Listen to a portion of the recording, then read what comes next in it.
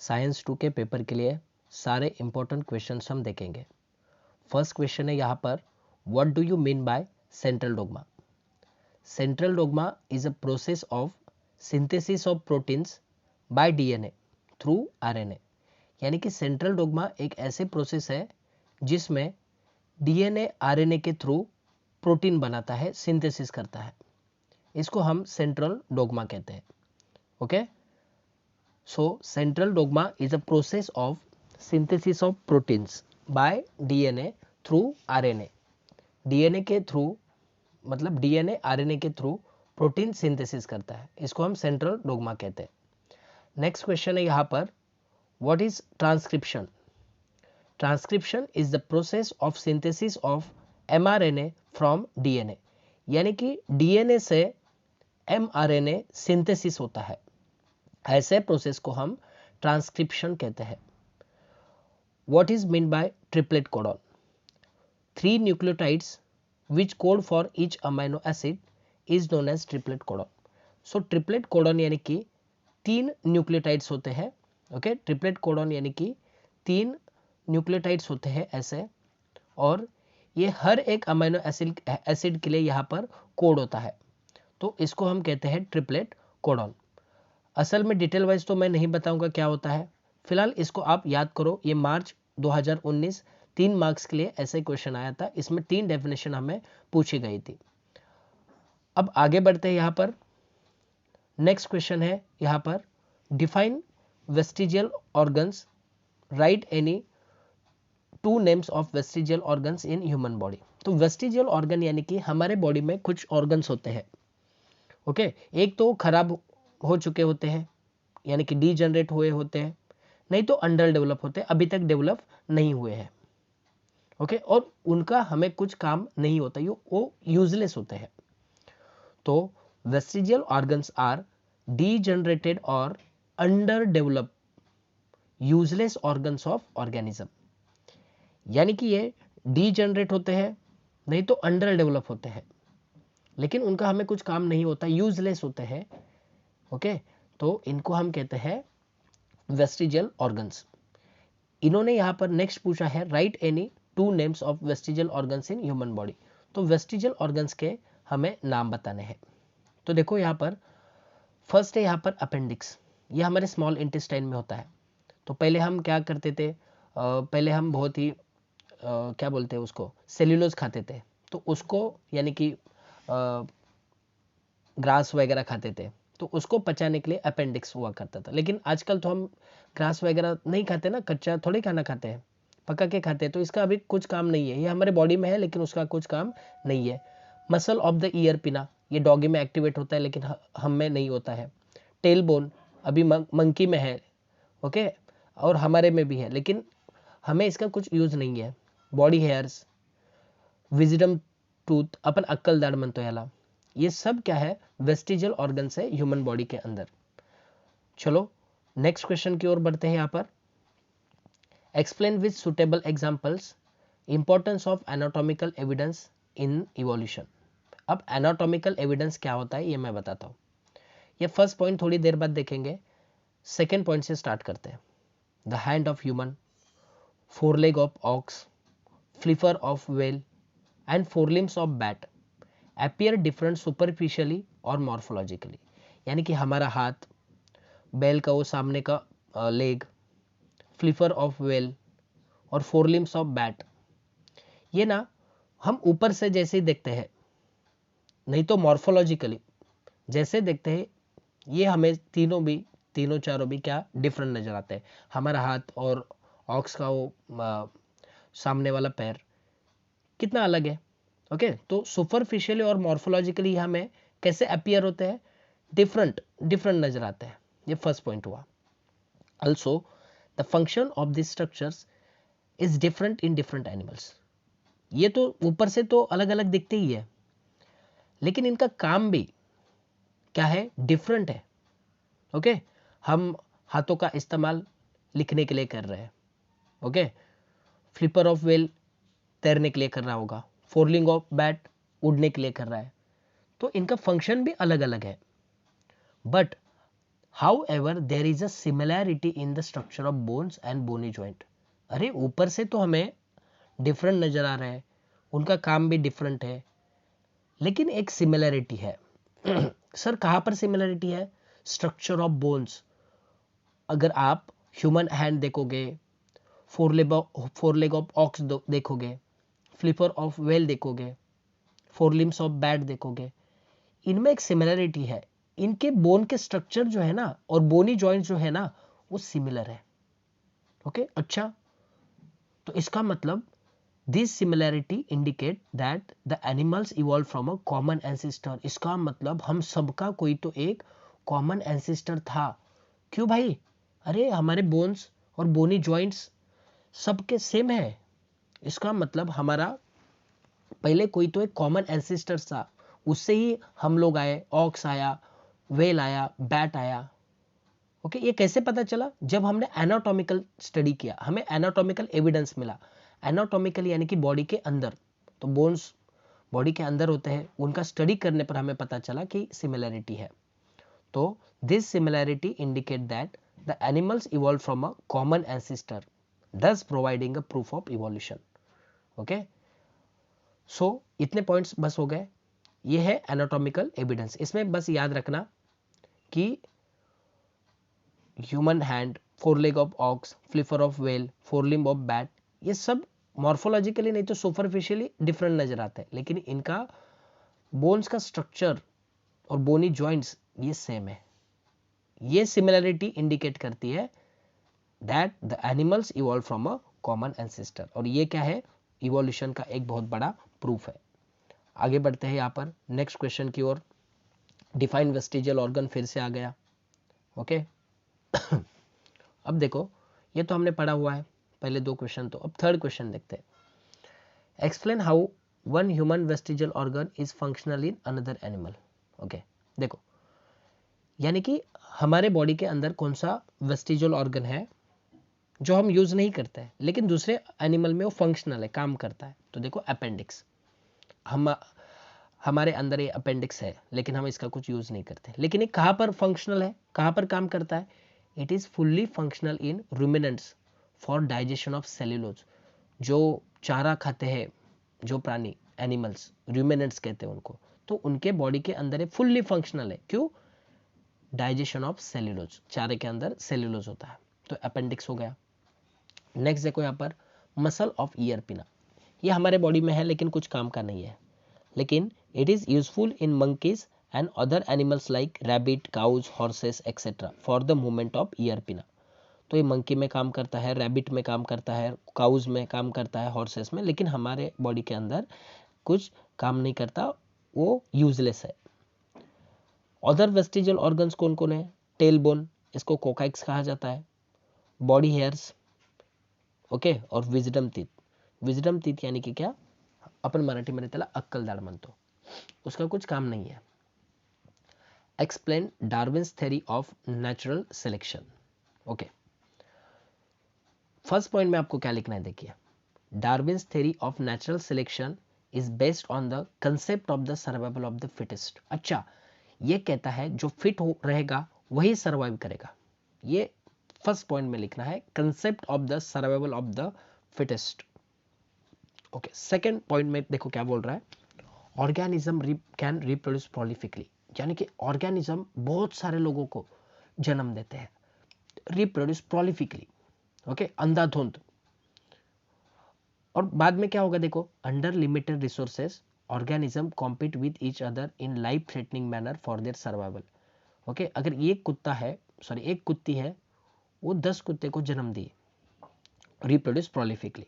अब क्या होगा, लिमिटेड रिसोर्सेस में ये सारे जो कुत्ते हैं एक दूसरे के साथ लाइफ थ्रेटनिंग मैनर में कॉम्पीट करेंगे जीने के लिए।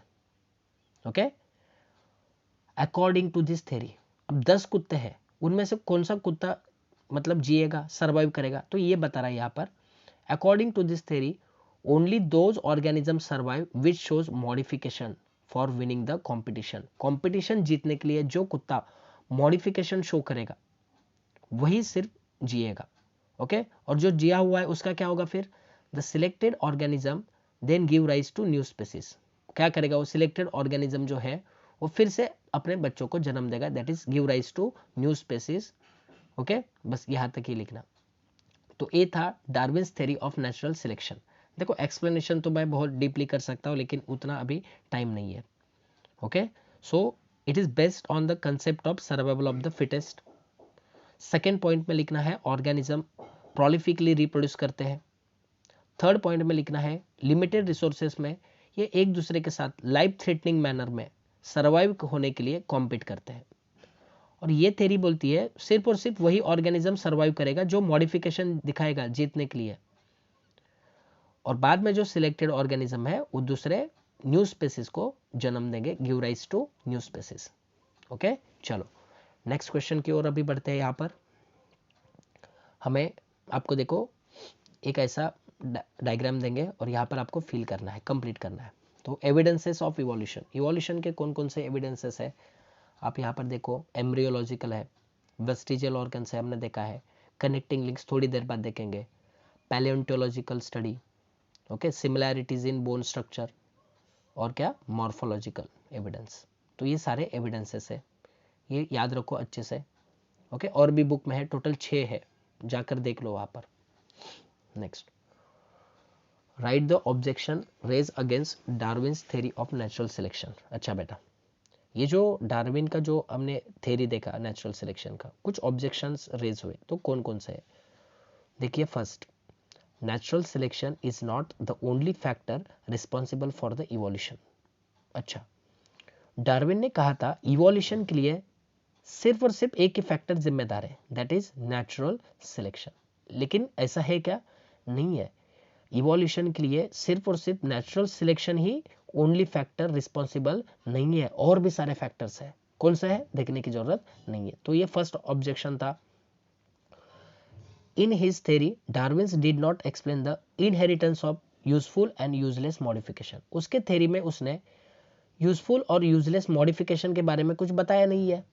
ओके, जो कि हमने अभी वेस्टिजियल ऑर्गन्स के बारे में देखा। ओके, तो इसमें कुछ बताया नहीं है। तो Darwin's did not explain the inheritance of useful and useless modification, इसके बारे में कुछ बताया नहीं है। No explanation regarding slow and abrupt changes was provided in this theory. यहाँ पर बताया था इवोल्यूशन तो होगा, चेंजेस तो होगा ऑर्गेनिज्म में, लेकिन ये स्लो होगा या अब्रप्ट फास्ट होगा, ये कुछ बताया नहीं था।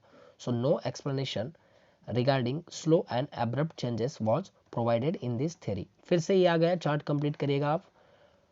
नेक्स्ट क्वेश्चन देखते हैं। यहाँ पर इंपॉर्टेंट क्वेश्चन है कनेक्टिंग लिंक्स के बारे में। ओके, कनेक्टिंग लिंक यानी कि क्या, इस कंसेप्ट को हमें एक्सप्लेन करना है with example. Connecting link are some plants और एनिमल्स। ओके, कुछ प्लांट्स और एनिमल्स होते हैं दैट शो मॉर्फोलॉजिकल कैरेक्टर्स, यानी कि मॉर्फोलॉजिकल यानी कि बाहर से, तो वो कुछ कैरेक्टर्स दिखाते हैं by which they can be related to two different group of the organism. यानी कि कुछ प्लांट्स और एनिमल्स मॉर्फोलॉजिकल कैरेक्टर शो करते हैं। ओके, और उन कैरेक्टर से वो रिलेट करते हैं दो डिफरेंट ग्रुप्स के साथ। सब कुछ नहीं समझ में आया, कुछ नहीं समझ में आया। देखो थोड़ी देर बाद अच्छे से हम समझते हैं। देखो फर्स्ट पॉइंट जाने दो, पहले हम देखते हैं कनेक्टिंग लिंक का एग्जांपल देखते हैं, फिर आपको समझ में आएगा। तो देखो पेरीपेटस का एग्जांपल लेते हैं। किसका एग्जांपल लेते हैं? पेरीपेटस का। तो पेरीपेटस कनेक्टिंग लिंक है किसका किसका? एनिलिडा और आर्थ्रोपोडा। ओके, हाँ। क्यों? देखो इसका बॉडी ना सेगमेंटेड है। इसका बॉडी क्या है? सेगमेंटेड है, यानी कि इसके बॉडी पर ऐसे ऐसे ऐसे ऐसे ऐसे ऐसे सेगमेंट है। ओके, नेक्स्ट देखो क्यूटिकल है, यानी कि इसका स्किन काफ़ी क्या बोलते हैं उसको, सॉफ्ट सॉफ्ट है। पैरापोडिया लाइक ऑर्गन्स, छोटे छोटे छोटे ऐसे लेग्स है। ओके, तो ये कुछ कैरेक्टर्स दिखा रहा है जिसे कौन से ग्रुप के साथ रिलेट कर रहा है? एनिलिडा के साथ रिलेट कर रहा है। अच्छा सर, लेकिन इसमें आर्थ्रोपोडा लाइक कैरेक्टर्स भी है, सच एज ट्रैकियल रेस्पिरेशन। ये ट्रैकिया से रेस्पिरेशन करता है। ओपन सर्कुलेटरी सिस्टम, इसके बॉडी में कोई वेंस नहीं है। इसका मतलब एनिलिडा कुछ कैरेक्टर्स दिखा रहा है और उस कैरेक्टर से वो दो ग्रुप के साथ रिलेट कर रहा है। पेरीपेटस क्या कुछ कैरेक्टर शो कर रहा है और उस कैरेक्टर से वो दो ग्रुप के साथ रिलेट कर रहा है, दैट इज एनिलिडा और दूसरा आर्थ्रोपोडा। यस सर, अभी वो डेफिनेशन मुझे समझाओ। तो देखो यहाँ पर देखो, connecting link are some plant और एनिमल्स, हमने पेरिपेटस देखा, दैट शो मॉर्फोलॉजिकल कैरेक्टर, तो उसने कैरेक्टर दिखाए, ये हमने देखे कौन कौन से, और उन कैरेक्टर से वो दो ग्रुप के साथ रिलेट कर रहा है, यानी कि एनिलिडा के साथ भी और आर्थ्रोपोडा के साथ भी। तो आई होप आपको समझ में आया होगा। नेक्स्ट एग्जांपल देखते हैं, डकबिल प्लेटिपस। ओके, तो ये डकबिल प्लेटिपस जो है वो भी दो ग्रुप के साथ रिलेट करता है। ओके, तो इसलिए उनको कनेक्टिंग लिंक कहा गया है। किस किस ग्रुप के साथ रिलेट करता है, मैमल्स और रेप्टाइल्स, तो इसलिए डकबिल प्लेटिपस को कनेक्टिंग लिंक कहा जाता है between mammals and the reptiles. Sir mammal जैसे कौन से प्रॉपर्टी दिखाता है, तो देखो मैमलरी ग्लैंड्स है उसके पास, बच्चों को दूध पिलाता है उस ग्लैंड से, हेयर्स भी है, इसका मतलब वो मैमल्स के साथ रिलेट कर रहा है। कौन, डकबिल प्लेटिपस। सर रेप्टाइल्स के साथ कैसे रिलेट करता है, it Lay's eggs like reptile, यानी कि ये अंडे देता है, इसका मतलब डकबिल प्लेटिपस कनेक्टिंग लिंक है, किसका, मैमल्स का और रेप्टाइल्स का, मैमल्स का और रेप्टाइल्स का। चलो थर्ड एग्जांपल देखते हैं, लंग फिशेस। अच्छा, ये कनेक्टिंग लिंक है फिश और एम्फीबियंस का, एक इसका कनेक्टिंग लिंक है फिश और एम्फीबियन। ओके, क्यों, देखो the lung fish performs respiration with lungs. अच्छा, ये एम्फीबियन क्या करते हैं, ये लंग से रेस्पिरेशन करता है, तो लंग फिश ये खुद फिश है। Okay, even though it is fish, ये खुद फिश है, लेकिन कैसे रेस्पिरेशन परफॉर्म करता है, लंग्स के साथ, इसका मतलब ये फिश का भी कनेक्टिंग लिंक है और एम्फीबियन का भी है। क्यों फिश का, क्योंकि वो फिश जैसे दिखता है इसलिए वो फिश के साथ रिलेट करता है, लेकिन ये गधा रेस्पिरेशन लंग्स से करता है, यानी कि एम्फीबियन जैसा कैरेक्टर दिखा रहा है। तो इसलिए मैंने कहा था कि कुछ एनिमल्स होते हैं, कुछ प्लांट्स होते हैं, वो कुछ मॉर्फोलॉजिकल कैरेक्टर दिखाते हैं और उस कैरेक्टर से वो दो डिफरेंट ग्रुप्स के साथ रिलेट करते हैं, इसको कहते हैं कनेक्टिंग लिंक्स। तो पेरिपेटस, डकबिल प्लेटिपस, लंग फिशेस, ये हमने इनके एग्जांपल्स देखे। अब देखो Darwin's theory of natural selection, ये तो हमने देखा, ऑब्जेक्शंस भी इनके देख लिए हमने। ओके चलो, duckbill platypus is a connecting link, अभी हमने देखा ये डकबिल प्लेटिपस किसका किसका कनेक्टिंग लिंक है, मैमल्स का और रेप्टाइल्स का। तो आपको क्या करना है, इस क्वेश्चन में पहले डेफिनेशन लिखना है और बाद में ये एक्सप्लेनेशन लिखना है पॉइंट्स में तोड़ तोड़ के। चलो नेक्स्ट, वेस्टिजियल ऑर्गन्स के बारे में भी देखा हमने, ये भी क्वेश्चन हो चुका है। एंड फाइनली यहाँ पर फर्स्ट चैप्टर कंप्लीट हुआ है। आई होप आपको समझ में आया होगा। ओके, अब एक काम करो, हम क्या करेंगे, एक मिनट, इसके जो छोटे छोटे क्वेश्चंस थे वो मैंने एक्सप्लेन नहीं किए, तो आप स्क्रीनशॉट लीजिएगा और इनको याद करिएगा, ये काफ़ी इंपॉर्टेंट है। ओके, स्क्रीनशॉट लीजिए और अच्छे से पढ़ के डालिए। फिर हेरिडिटी एंड इवोल्यूशन यहाँ पर कंप्लीट हुआ।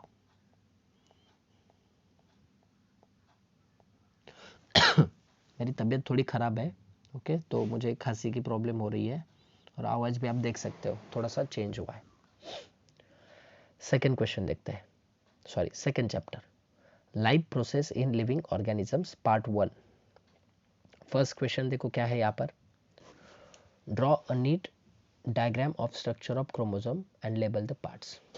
ओके, तो क्रोमोसोम का यहाँ पर डायग्राम ड्रॉ करना है और नाम देना है। ये जो ऊपर वाला आर्म होता है उसको पी आर्म कहते हैं, और ये नीचे वाले दो आर्म होते हैं उनको क्यू आर्म कहते हैं, और ये बीच में सेंटर होता है, इसको सेंट्रोमियर कहते हैं। और क्रोमोसोम किससे बना होता है, डीएनए से बना होता है। तो ये है परफेक्ट डायग्राम और उसका नेमिंग। आगे बढ़ते हैं, देखो कंप्लीट द फॉलोइंग चार्ट, इस चार्ट को कंप्लीट करना है, मार्च 2019 में आया था। देखो मैं ट्रिक बताता हूँ, देखो ट्रिक क्या है यहाँ पर, इसको याद रखने के लिए क्या, चलो जी पैक, ये याद रखना है, चलो जी PAK पैक। कार्बोहाइड्रेट्स, जी मतलब ग्लाइकोलिसिस, P मतलब पायरुविक एसिड, A मतलब एसिटिल कोएंजाइम A, K मतलब क्रेब साइकिल। और यहाँ पर लिपिड और फैट लिखना है। और राइट साइड में प्रोटीन और अमीनो एसिड लिखना है, और नीचे क्या आएगा CO2 H2O एनर्जी। चलो इसको फिल करते हैं, अभी इसको देख लो अच्छे से, ओके, फिर क्वेश्चन में जाएंगे ऊपर। देखो आ गया, देखो लिपिड फैटी एसिड ये तो पता है, प्रोटीन्स अमीनो एसिड, चलो जी कार्बोहाइड्रेट, जी मतलब ग्लाइकोलिसिस, PAK, P मतलब पायरुविक एसिड, A मतलब एसिटल कोएंजाइम A, और नीचे क्या आएगा CO2 H2O एंड एनर्जी आएगा। चलो एक बार देख लो फिर आगे बढ़ते हैं। और ये एरोबिक रेस्पिरेशन है, नाम भी लिखना है, the given process of energy production represents aerobic respiration, A aerobic respiration है। ओके चलो आगे देखते हैं। Right main types of vitamins, vitamins के टाइप्स बताने हैं। तो 6 टाइप है यहाँ पर, vitamin A, B, C, D, E, K। Sorry, water soluble vitamins कौन कौन से? A, B, C पानी दे दे। तो वाटर सॉल्युबल कौन कौन है? B, C। फैट सॉल्युबल कौन कौन है? कीड़ा, याद रखो, KEDA, कीड़ा। ओके ये फैट सॉल्युबल है। आगे बढ़ते हैं। Distinguish between aerobic and anaerobic respiration. Okay चलो, एरोबिक रेस्पिरेशन क्या होता है और अनएरोबिक रेस्पिरेशन क्या होता है अभी हम देखेंगे यहाँ पर। It occurs in presence of oxygen, aerobic respiration oxygen के प्रेजेंस में होता है। अनएरोबिक रेस्पिरेशन क्या है देखो, it occurs in absence of oxygen. Okay first point clear हुआ। ये जो एरोबिक रेस्पिरेशन होता है ना, वो 3 स्टेप के थ्रू होता है। It occurs via 3 steps, glycolysis, TCA cycle, electron transfer chain.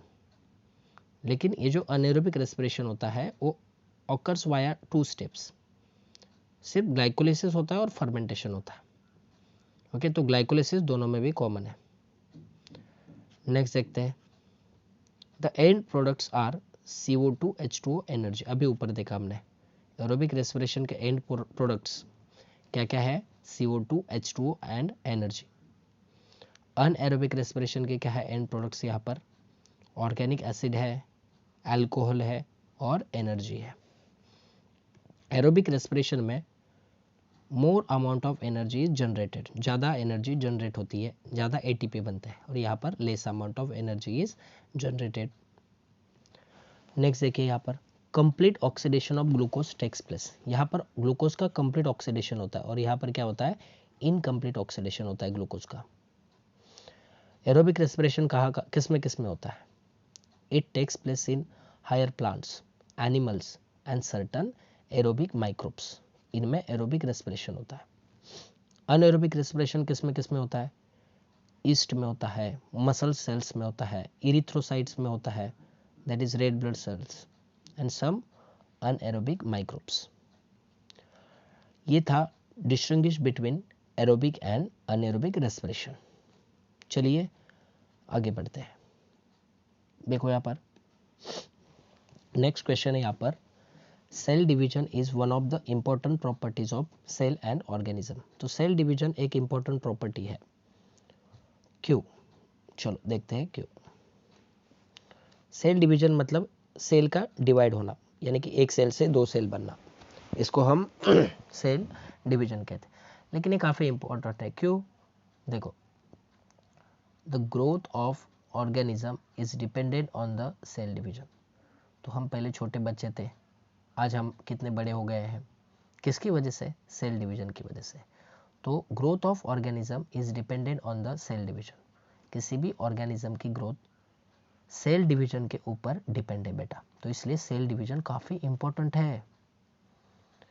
Okay next, क्यों इंपॉर्टेंट है? Second point, it is also essential for the restoration of emaciated body, यानी कि जो बॉडी थकी हुई है, इमैशिएटेड हुई है, उसको अगर रिस्टोर करना है, पहले जैसे करना है, तो सेल डिवीजन इसेंशियल है। It is also essential for restoration of emaciated body. Next, cell division क्यों इंपॉर्टेंट है? वाउंड हीलिंग के लिए, यानी कि हमें कुछ लगा तो हील करने के लिए, वो ठीक पहले जैसे करने के लिए, cell division is important aspect of wound healing, formation of blood cells, blood तैयार होता है, खून तैयार होता है। ओके, इसलिए सेल डिवीजन काफी इंपॉर्टेंट है, इसेंशियल है। ओके, नेक्स्ट क्या लिखोगे, देखो cell division is a property due to which a new organism is form. बाप रे, सेल डिवीजन एक ऐसी प्रॉपर्टी है उससे नया ऑर्गेनिज्म तैयार होता है, फ्रॉम एग्जिस्टिंग वन, यानी कि एक सेल से दूसरा सेल, यानी कि एक ऑर्गेनिज्म से दूसरा ऑर्गेनिज्म प्रोड्यूस हो जाता है सेल डिवीजन से। ओके, तो सेल डिवीजन क्यों इंपॉर्टेंट है? ग्रोथ डिफेंड है, रिस्टोरेशन ऑफ इमेशिएटेड बॉडी के लिए, वाउंड हीलिंग के लिए, फॉर्मेशन ऑफ ब्लड सेल्स के लिए, और नया ऑर्गेनिज्म तैयार होने के लिए सेल डिवीजन इंपॉर्टेंट है। Hence cell division is one of the important properties of cells and organisms. चलो आगे बढ़ते हैं। विटामिन्स के बारे में देखा था। Next question, water is an essential nutrient. Water को इसेंशियल न्यूट्रिएंट क्यों कहा गया है? क्यों? देखो, our body consist of about 65 to 70% of water. बाप रे, तो इसेंशियल होगा ना, हमें पानी चाहिए। क्यों? 65 से 70% वाटर हमारे बॉडी में है, यानी कि हमारी बॉडी वाटर से बनी है, तो पानी ऑब्वियसली हमें चाहिए। Cells and blood plasma contains 70% and 90% water respectively. देखो, सेल्स के अंदर 70% है और ब्लड प्लाज्मा के अंदर 90% वाटर है, तो इसका मतलब हमें पानी क्यों चाहिए ये आपको पता चल गया होगा। इसेंशियल है, काफी इसेंशियल न्यूट्रिएंट है। और क्यों? देखो यहाँ पर, it also helps in transportation of dissolve nutrient to various parts of the body. ये डिजोल्व न्यूट्रिएंट करता है, न्यूट्रिएंट्स को डिजोल्व करता है और हमारे बॉडी के सारे पार्ट्स को ट्रांसपोर्ट करता है, इसलिए पानी एसेंशियल न्यूट्रिएंट है।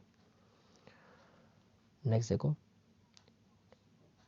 It provides medium for many metabolic reaction. हमारे बॉडी के अंदर मेटाबॉलिक रिएक्शंस होते हैं और उनको जगह प्रोवाइड करने का काम पानी का होता है।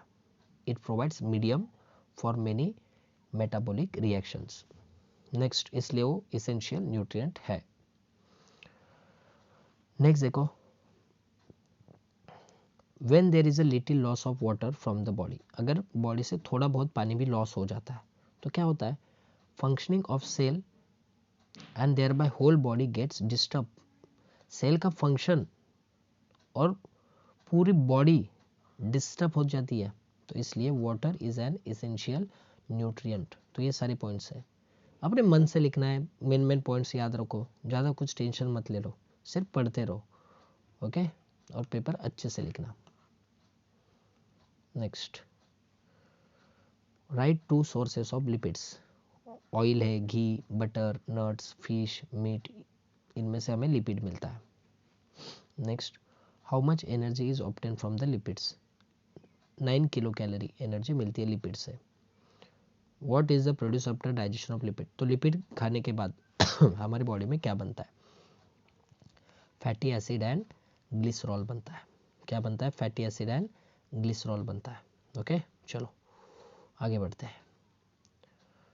नेक्स्ट क्वेश्चन है यहाँ पर, sometimes higher plants and animals to perform anaerobic respiration. देखो यहाँ पर हायर प्लांट और एनिमल तो एरोबिक रेस्पिरेशन परफॉर्म करते थे, लेकिन कभी कभार क्या हो जाता है, अनएरोबिक रेस्पिरेशन भी वो परफॉर्म करते हैं। तो हमें रीजन बताना है, भाई क्यों ऐसा। देखो, पहला पॉइंट लिखने की जरूरत नहीं है। Higher plants and animals require oxygen in order to respire aerobically. देखो, हम एरोबिक रेस्पिरेशन परफॉर्म करते हैं, ये तो पता है। ओके, और इसके लिए हमें ऑक्सीजन चाहिए। ओके, क्या चाहिए? ऑक्सीजन चाहिए। तो higher plants and animals require oxygen in order to respire aerobically. अगर हमें एरोबिकली रेस्पायर करना है तो हमें ऑक्सीजन चाहिए, मतलब चाहिए। लेकिन कुछ कंडीशंस आ जाती है। However in conditions where oxygen is depleted. बेटा, कुछ कंडीशन ऐसी आ जाती है जिसमें ऑक्सीजन हमारे पास कम होता है, डिप्लीटेड यानी कि कम मात्रा में होता है। तो करें क्या हम? हमें एनर्जी तो चाहिए ना, तो एरोबिक रेस्पिरेशन कर सकते हैं क्या? नहीं। तो this organisms performs anaerobic respiration to obtain energy. Okay, बुडत्याला काठीचा आधार मराठीमध्ये बोलतात. अगर हमारे बॉडी में ऑक्सीजन ही कम है, हमारे पास ऑक्सीजन ही कम है, तो हम करेंगे क्या? एरोबिक रेस्पिरेशन तो नहीं कर सकते. So this organism performs anaerobic respiration to obtain energy. तो इसलिए यहाँ पर कहा गया है कभी कभी हायर प्लांट और एनिमल अनएरोबिक रेस्पिरेशन परफॉर्म करते हैं. क्यों? क्योंकि ऑक्सीजन हमारे पास कम होता है. बस इतना लिखोगे क्या? 2 पॉइंट नहीं, तीसरा पॉइंट भी लिखना जरूरी है. अनएरोबिक रेस्पिरेशन में होता क्या है देखिए. Glucose is incompletely oxidise. Glucose का क्या ऑक्सीडेशन होता है, लेकिन कंप्लीटली होता है क्या? नहीं. And comparatively lesser amount of energy is obtain through anaerobic respiration. और कम एनर्जी ऑब्टेन होती है, कम एनर्जी मिलती है हमें. Therefore sometimes higher plants and animals to perform anaerobic respiration. Okay, चलो. सॉरी, यहाँ पर प्रोटीन्स बताए गए और ऑर्गन्स. तो स्किन के अंदर क्या क्या होता है? मेलानिन होता है और कैरेटिन होता है. पैनक्रियाज के अंदर क्या होता है? Insulin and trypsin. ये किससे बना होता है? प्रोटीन से बना होता है. ब्लड के अंदर क्या होता है? ओके, कौन सा प्रोटीन होता है? हेमोग्लोबिन एंड एंटीबॉडीज होता है. तो आप इसको याद रखिए. आगे बढ़ते हैं. ये डायग्राम प्लीज प्लीज इस डायग्राम को रट्टा मारो, आ सकती है डायग्राम. ओके, ये एक्सप्लेन करना पड़ेगा आपको ड्रॉ करके. चलो, फिर से आ गया. ब्लड के अंदर क्या क्या होता है? हेमोग्लोबिन एंड एंटीबॉडीज होता है, ये प्रोटीन है. बोन्स के अंदर कौन सा प्रोटीन होता है? ऑसिन. स्किन के अंदर melanin and keratin. Okay, pancreas के अंदर इंसुलिन. मसल्स के अंदर एक्टिन एंड मायोसिन प्रोटीन्स होता है. Cells various proteins of cell membrane. Okay, चलो आगे बढ़ते हैं. विटामिन्स के बारे में फिर से आ गया. We feel exhausted after exercising. Okay, कसरत करने के बाद हम एग्जॉस्टेड फील करते हैं, थके हुए, exhaust. While performing the exercise we feel tired. थकते हैं, क्यों? चलो देखते हैं.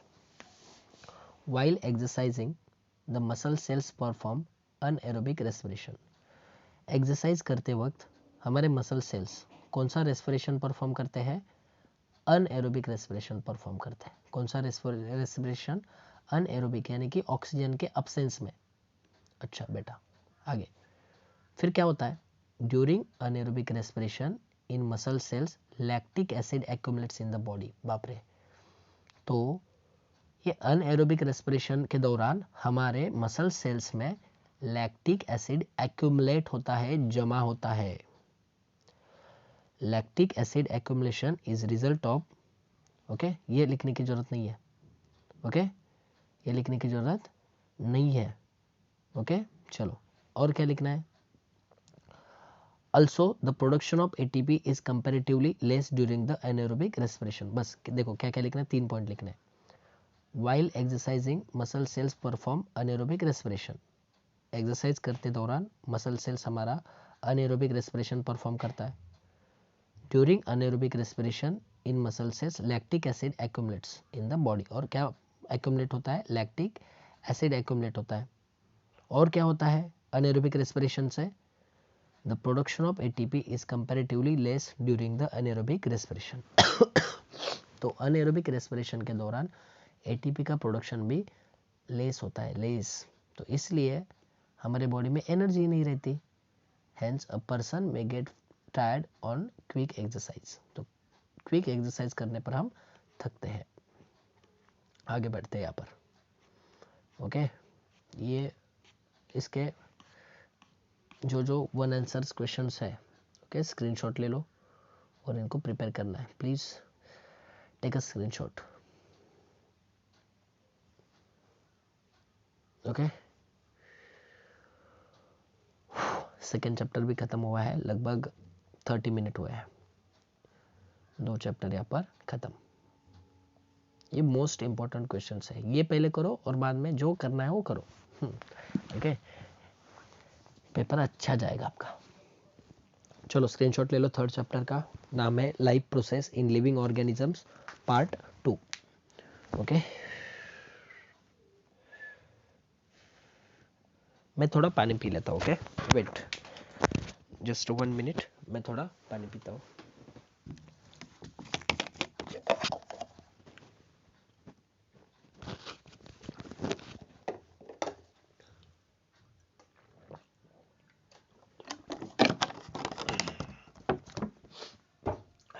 थर्ड चैप्टर चालू करें। Okay, wait.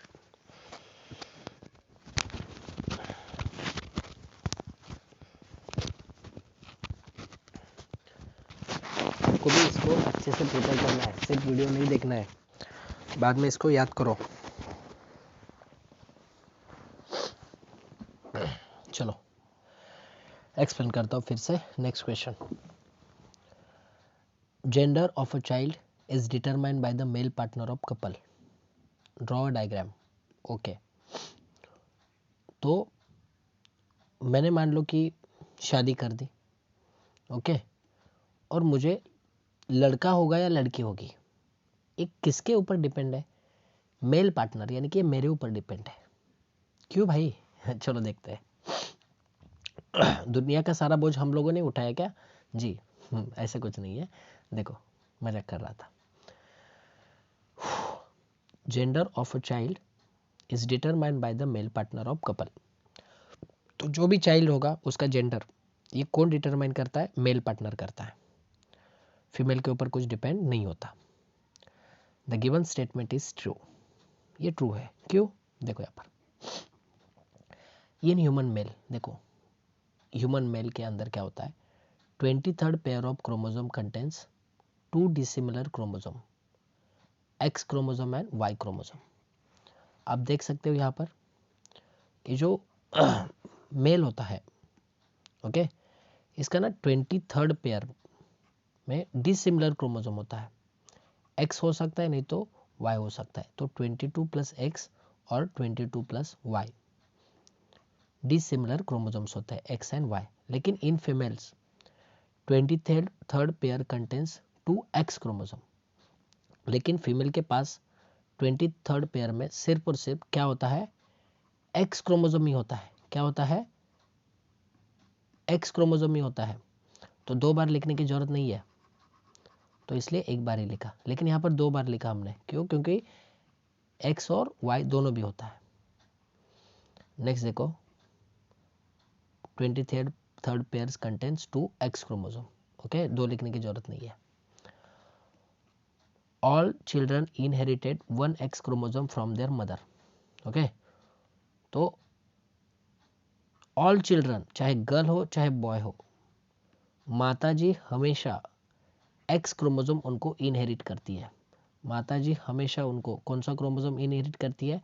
X chromosome inherit करती है। यहाँ पर देखो, इधर भी गर्ल्स के पास भी एक्स पहुंचा दिया, बॉय के पास भी एक्स पहुंचा दिया। The other chromosome is inherited from father. हाँ, दूसरा क्रोमोसोम कौन इनहेरिट करने वाला है?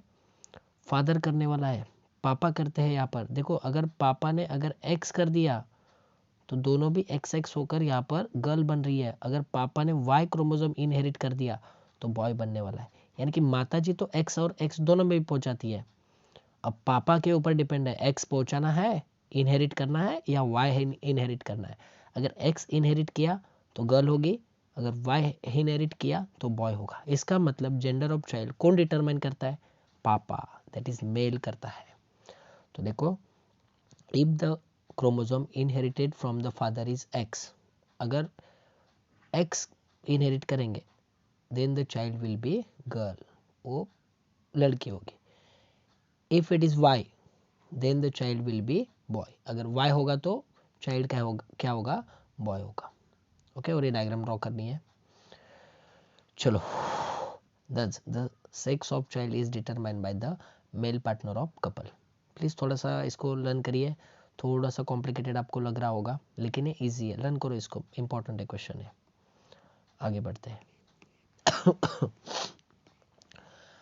Prepare a slogan for campaign against female foeticide. तो लड़की को ना पेट में ही मारा जाता है, माँ के कोख में ही मारा जाता है, इसको फीमेल फोर्टिसाइड कहते हैं।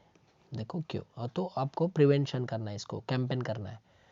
तो आप क्या क्या स्लोगन तैयार करोगे? Choose her to insecure your future.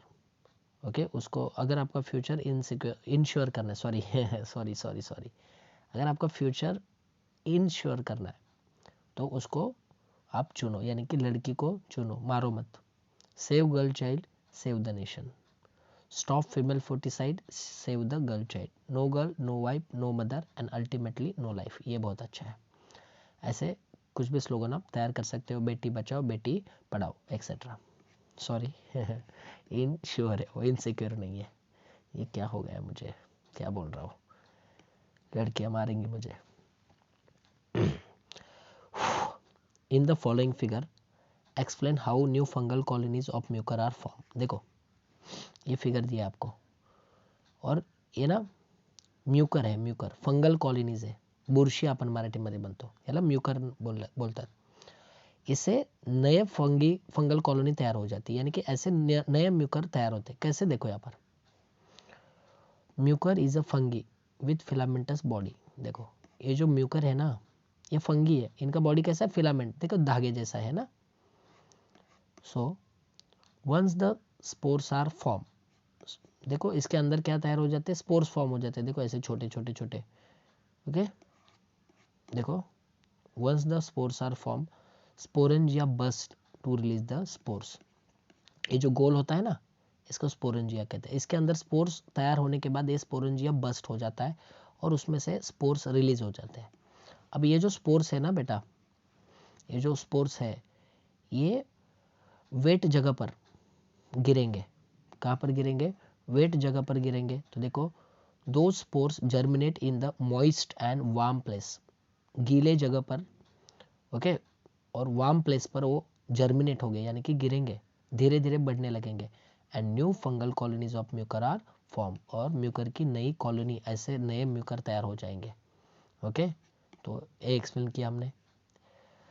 ये जो रिप्रोडक्शन का टाइप है ना, ये क्या है पता है? असेक्सुअल है, यानी कि इसमें एक ही पेरेंट शामिल है, इसमें सिर्फ और सिर्फ म्यूकर ही है, कोई मेल फीमेल का पता नहीं है, एक ही है सिर्फ। ओके चलो, despite of various diagnostic tests, हाँ बहुत सारे डायग्नोस्टिक टेस्ट किए, couple could not have a child, लेकिन कपल को कोई चाइल्ड बच्चा नहीं हो रहा। ऐसे सिचुएशन में आप उनको कौन सी रिमेडी सजेस्ट करोगे? तो कौन कौन सी रिमेडीज है? देखो सरोगेसी है, स्पर्म बैंक है, IVF है, तो इनके बारे में एक्सप्लेन किया हुआ है। ओके,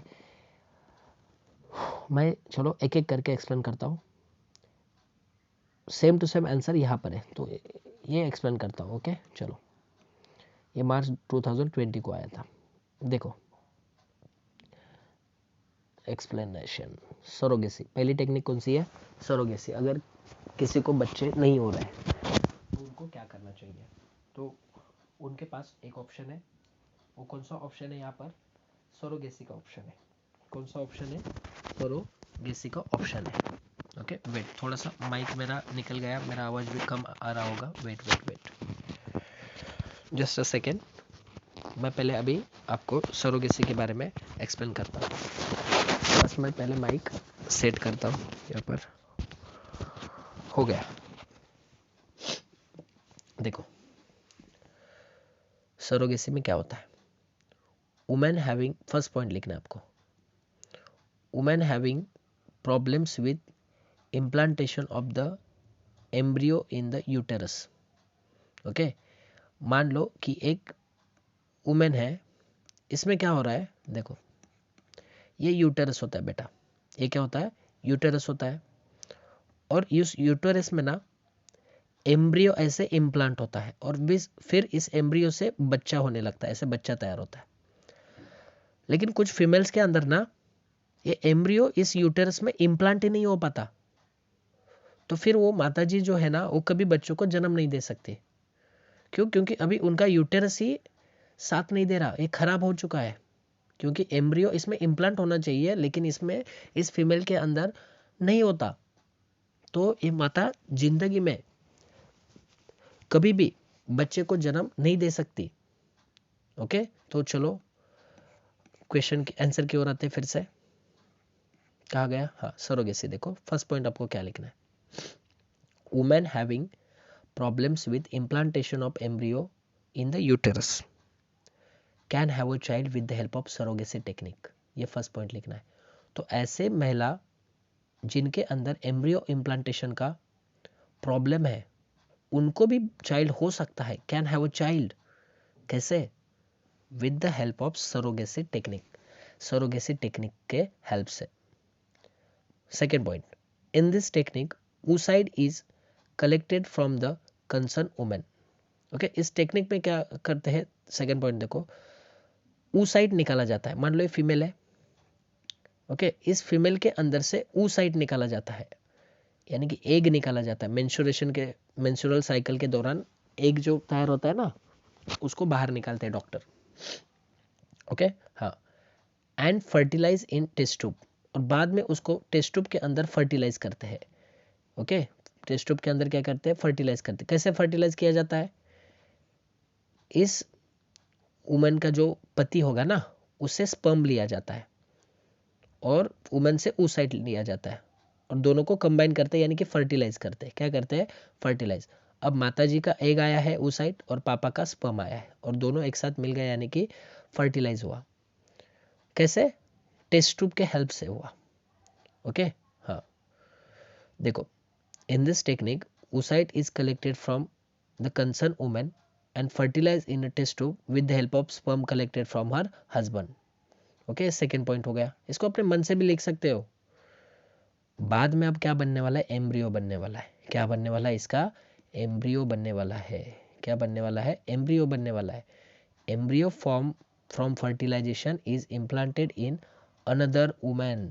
बाप रे, अब ये जो एम्ब्रियो है ना, ये थर्ड वुमेन के यूटेरस में इम्प्लांट करना है। इधर क्यों नहीं कर सकते, क्योंकि इनका जो यूटेरस है वो एम्ब्रियो को इम्प्लांट नहीं होने देता।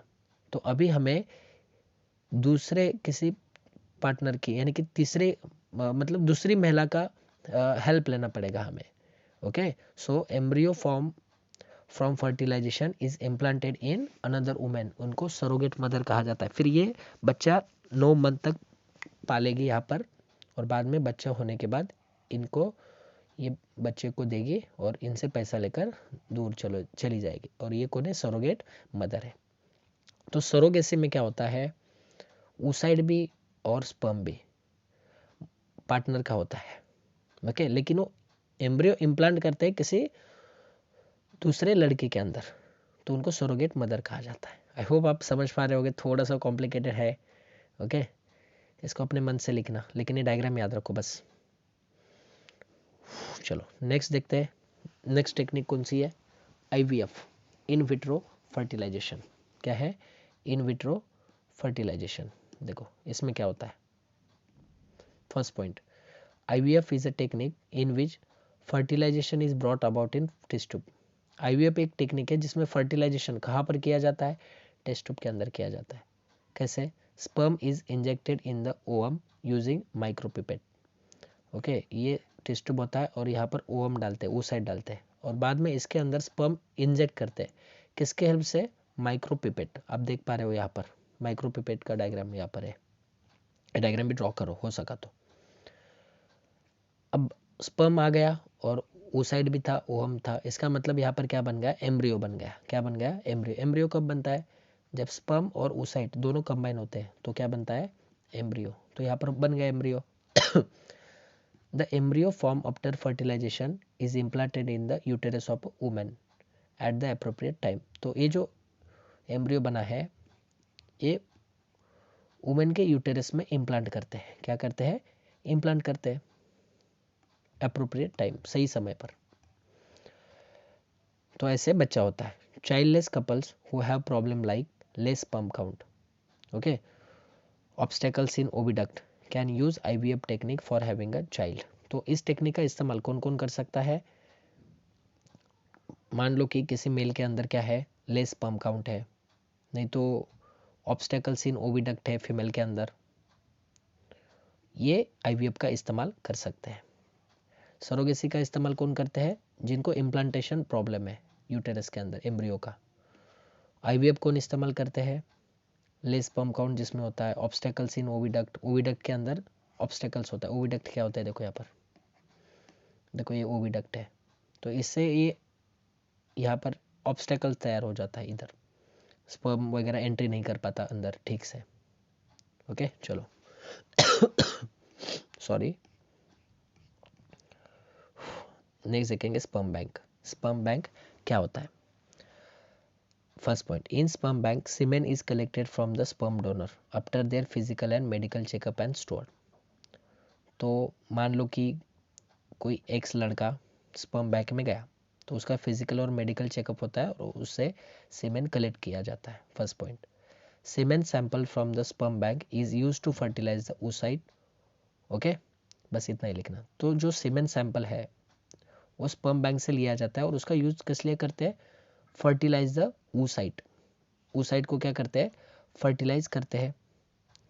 ओके, और oocyte किसका होता है? Female partner of the concern couple, यानी कि जिस कपल को बच्चा नहीं हो रहा उसके फीमेल का oocyte लेते हैं और उसको फर्टिलाइज करते हैं। ओके, स्पर्म उसके पापा मतलब उसके पति का होता है क्या? नहीं, एक्स पर्सन का है। Next point, the resultant embryo. देखो स्पर्म भी आ गया, बाद में oocyte भी आ गया, दोनों फर्टिलाइज हो गए, एम्ब्रियो बनता है ना। हाँ, the resultant embryo is implanted in the uterus of the same women. तो जिनको बच्चा नहीं हो रहा उस वुमेन के अंदर अब एम्ब्रियो क्या करते हैं? इम्प्लांट करते हैं। क्या करते हैं? इम्प्लांट करते हैं। यहाँ पर couples in which males have problem in sperm production. अच्छा, यानी कि मेल का स्पर्म ही नहीं बन रहा है, ऐसे केसेस में स्पर्म बैंक से सीमेन लिया जाता है। ओके, और उनको भी बच्चे होते हैं ऐसे, कैसे? स्पर्म बैंक से के थ्रू। तो देखो, couples in which males have problems in sperm production can have a child with the help of this technique. तो ये क्वेश्चन भी हो गया और ये क्वेश्चन भी हो गया। नेक्स्ट क्वेश्चन देखते हैं यहाँ पर। In our country there seems to be lack of awareness regarding reproductive health and why. हमारे कंट्री में रिप्रोडक्टिव हेल्थ के बारे में अवेयरनेस नहीं है। क्यों? देखो क्या रीज़न है।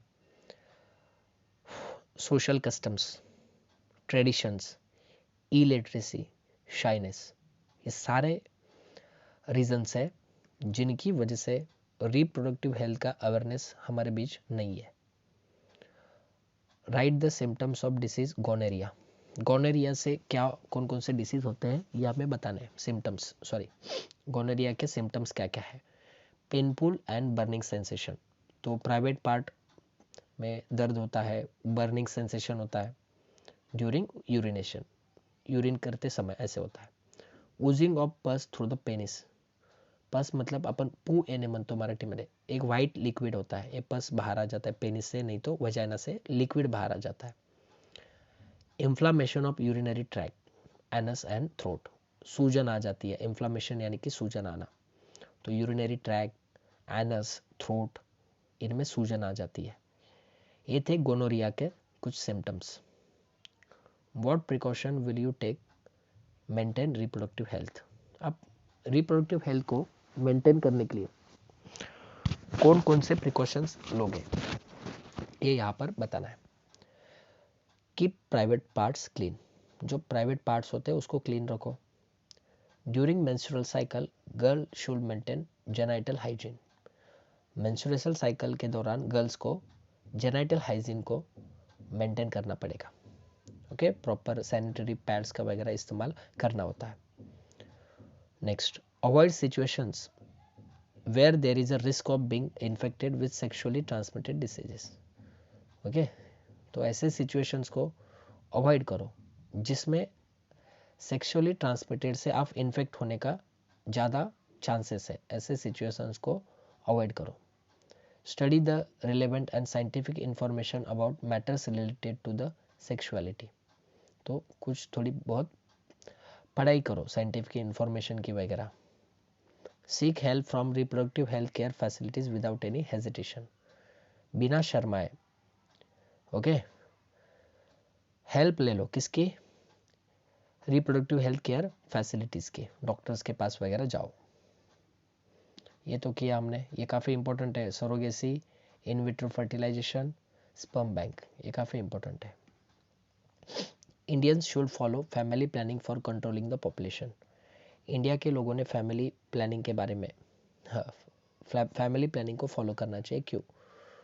देखो, फैमिली प्लानिंग अगर ठीक से नहीं किया तो पॉपुलेशन बढ़ेगी। ओके, तो इससे क्या होगा? देखो, इसको क्यों फॉलो करना चाहिए फैमिली प्लानिंग को? देखो, India is currently facing the problem of population explosion. India में फिलहाल पॉपुलेशन एक्सप्लोजन हो रहा है, यानी कि बहुत पॉपुलेशन बढ़ रही है। तो इसलिए फैमिली प्लानिंग को फॉलो करना चाहिए हम लोगों, इंडिया के लोगों ने। सर, पॉपुलेशन बढ़ने से क्या होगा? द पॉपुलेशन एक्सप्लोजन में lead to the over consumption of natural resources. ज़्यादा लोग अगर पैदा हो गए तो नेचुरल रिसोर्सेज का ओवर कंजम्पशन करेंगे and may affected the environment, और एनवायरनमेंट अफेक्ट होगा। ओके, ये लिखने की जरूरत नहीं है।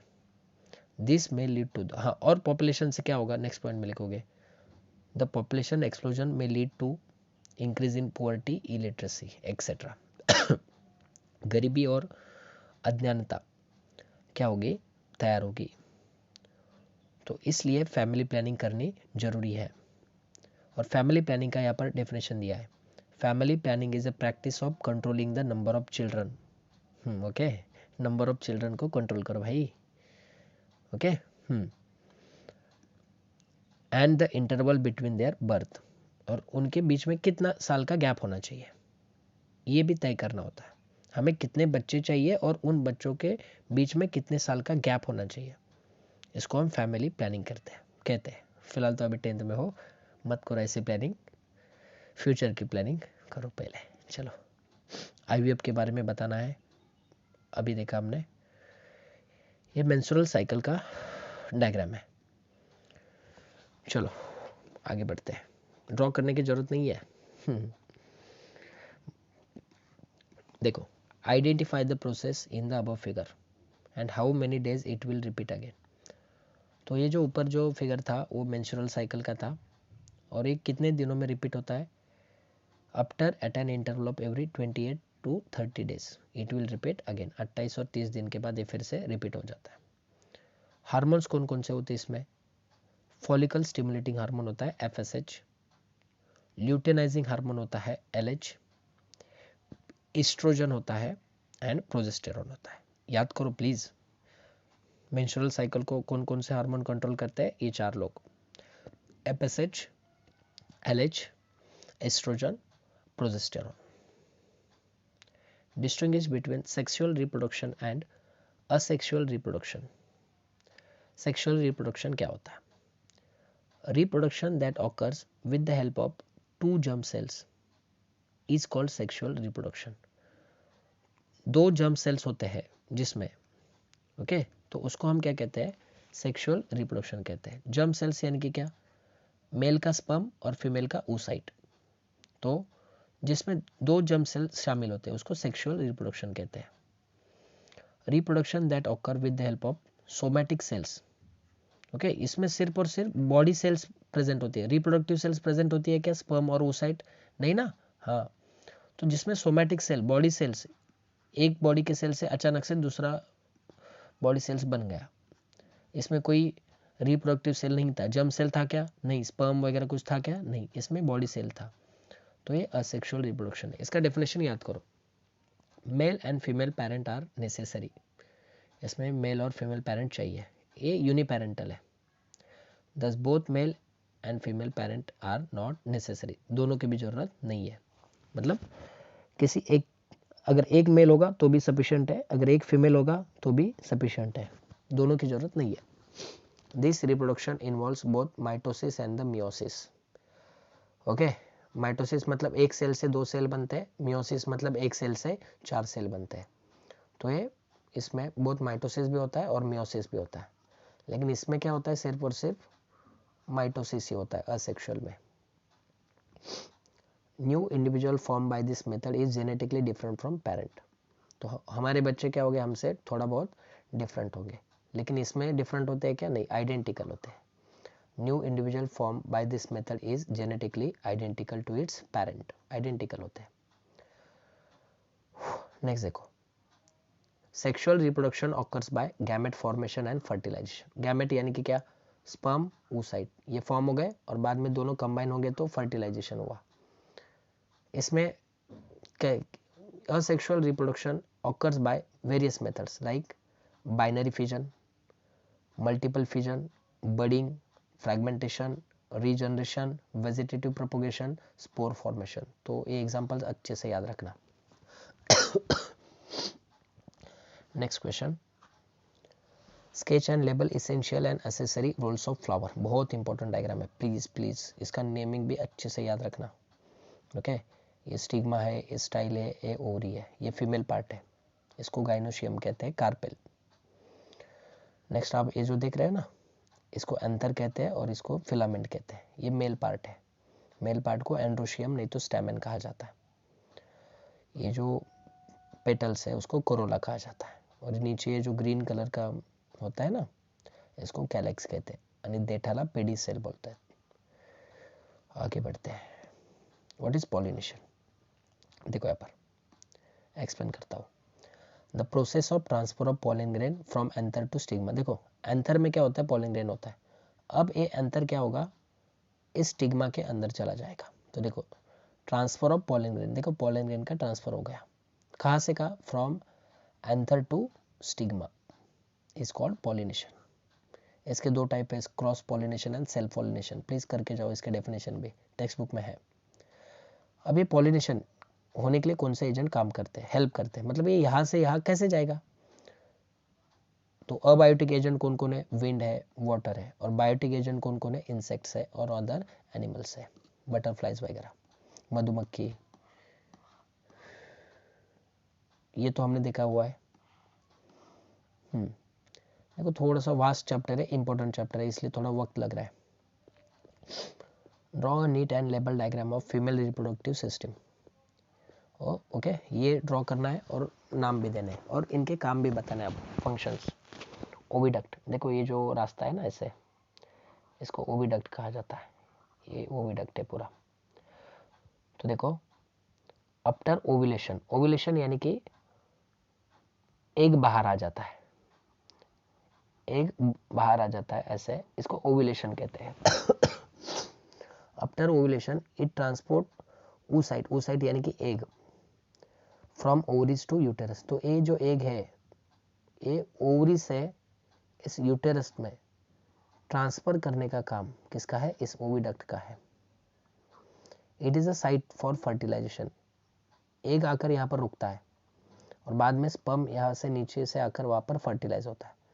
तो ये कौन साइट प्रोवाइड कर रहा है, फर्टिलाइजेशन के लिए ओविडक्ट कर रहा है। तो it is site for fertilization where sperm fertilizes the oocyte, oocyte यानी कि फीमेल का अंडा। नेक्स्ट देखते हैं अभी ओवरी के बारे में। किसके बारे में देखेंगे, सॉरी ओवरी के बारे में। ये जो है ना, दो ओवरी होती है फीमेल के अंदर, ये क्या है, ओवरी है। देखो it develops and release the oocyte, ये अंडे को डेवलप करता है और रिलीज करता है। अंडा जब रिलीज होता है तो ओव्यूलेशन कहते हैं उसको। It secrete hormones like estrogen and progesterone, ये हार्मोन्स भी सीक्रेट करती है ओवरी, एस्ट्रोजन एंड प्रोजेस्टेरॉन। अब यूटेरस की बात करते हैं, यहाँ पर ये यूटेरस है। After fertilization embryo is implanted to the uterus. Fertilization होने के बाद यानी कि oocyte और स्पर्म दोनों जब मिलते हैं तो फर्टिलाइजेशन होता है और बाद में एम्ब्रियो बनता है, और ये एम्ब्रियो यहाँ पर आकर इम्प्लांट हो जाता है और उससे बच्चा पलने लगता है। After fertilization embryo is implanted to the uterus. Fertilization के बाद एम्ब्रियो यूटेरस में क्या होता है, इम्प्लांट हो जाता है। क्या हो जाता है, इम्प्लांट हो जाता है। नेक्स्ट देखो, it can accommodated the growing fetus, यानी कि जो बच्चा पल रहा है ना उसको जगह देता है, अकोमोडेट करता है। Okay, and contract to push the baby during labour, और बाद में वो क्या क्या होता है, ऊपर से कॉन्ट्रैक्ट होता है, ऊपर से क्या होता है, कॉन्ट्रैक्ट, और बच्चे को नीचे ढकेलता है। जब लेबर, लेबर यानी कि क्या, जब काफ़ी पेन हो रहा होता है डिलीवरी होने का समय, तब ये ऊपर से कॉन्ट्रैक्ट होता है ओके, और अचानक से नीचे से एक्सपांड होगा, फिर ऊपर से कॉन्ट्रैक्ट होगा तो नीचे से एक्सपांड, और उससे बच्चा बाहर आ जाता है। Next, flower is structural unit of sexual reproduction in plants. तो जो प्लांट्स के अंदर सेक्सुअल रिप्रोडक्शन होता है, तो इसका स्ट्रक्चरल यूनिट कौन है? फ्लावर है। फ्लावर, देखो क्यों, फ्लावर के अंदर मेल रिप्रोडक्टिव पार्ट्स होते हैं। रोल का मतलब पार्ट। देखो, androecium is a male reproductive role of a flower, okay, and its member are called as a stamens. यानी कि फ्लावर के अंदर मेल रिप्रोडक्टिव रोल होता है, पार्ट होता है, और इनके मेंबर को स्टैमेन कहा जाता है। क्या कहा जाता है? स्टैमेन कहा जाता है। तो देखो, ये हमने देखा था ना, इसे ये ओके, ये एंथर कहते हैं इसको, इनको, इनके मेंबर्स को स्टैमेन कहा जाता है, मेल को androecium. Okay, gynoecium is a female reproductive part. तो गाइनोशियम मतलब क्या? ये देखो, ये स्टिग्मा, फिर ये स्टाइल, फिर ये ओवरी। ओके, तो ये क्या है? गाइनोशियम कहते हैं इनको, और इनके मेंबर्स को, यानी कि स्टिग्मा, स्टाइल और ओवरी, इनके मेंबर को कार्पेल कहा जाता है। तो फ्लावर के अंदर मेल पार्ट भी होता है और फीमेल पार्ट भी होता है। तो सेक्सुअल रिप्रोडक्शन का स्ट्रक्चरल यूनिट कौन होगा? फ्लावर होगा। और आगे देखते हैं, stamen give rise to male gamete. ये जो स्टैमेन है, ये क्या देगा? मेल गैमेट देगा, यानी कि एंथर, सॉरी, पोलन ग्रेन देगा वो, मेल गैमेट। तो stamen give rise to the male gamete. Stigma become sticky during pollination. Stigma जो होता है वो स्टिकी बनता है during pollination. Fertilization takes place by fusion of male and female gamete. और बाद में ओरी के अंदर फर्टिलाइजेशन होता है, यहाँ पर मेल गैमेट का और फीमेल गैमेट का। Thus, a flower is a structural unit of sexual reproduction in plants. और उसकी वजह से स्ट्रक्चरल यूनिट सेक्सुअल रिप्रोडक्शन का प्लांट्स के अंदर कौन है? फ्लावर है। कौन है? फ्लावर। चलो आगे बढ़ते हैं। देखो, फिर से आ गया मेंस्ट्रुएशन साइकिल। एक बार देख लो सारे नाम वगैरह अच्छे से। भगवान प्लीज ऐसे डायग्राम ड्रॉ करने के लिए मत देना, बच्चों की जान मत लेना ऐसे। चलो, question, what is the period of menstruation? Okay, menstruation का पीरियड क्या है? तो देखो, 4 to 5 डेज अप्रोक्सीमेटली क्या होता है? 4 to 5 डेज। इसमें क्या होता है? देखो, the tissues degenerating endometrium, okay, along with the unfertilized ovum and blood are discarded out through the vagina। तो वजाइना से क्या क्या बाहर आ जाता है? देखो, क्या क्या डिस्कार्ड होता है? ब्लड होता है, अनफर्टिलाइज ओवम, जो अंडा जो फर्टिलाइज नहीं हुआ है, ओके, ये सब बाहर आ जाता है वजाइना से। This bleeding continues approximately for 4 to 5 days. This period is known as period of menstruation. तो आप ऐसे लिख सकते हैं, bleeding occurs about 4 to 5 days. This period is known as period of menstruation. तो 4 to 5 डेज होता है, यहाँ पर ब्लड बाहर आ जाता है। और ब्लड में क्या क्या होता है? अनफर्टिलाइज ओवम होता है। Okay, next, on which day does the ovulation occur during menstrual cycle? तो अंडा बाहर आता है, ऐसे अंडा बाहर आ जाता है, इसको ओव्यूलेशन कहते हैं। कौन से डे में होता है? 14th डे में होता है। देखो, ovulation usually occurs on the 14th day of menstrual cycle. which period is said to be the period of regeneration of endometrium? Okay, देखो, एंडोमेट्रियम यानी कि क्या होता है, मैं थोड़ा एक्सप्लेन करता हूँ, बताया नहीं मैंने। देखो, वेट, ये जो यूटेरस का जो अंदर का वॉल होता है ना, उसको एंडोमेट्रियम कहते हैं। सॉरी, तबीयत बहुत खराब है मेरी। देखो,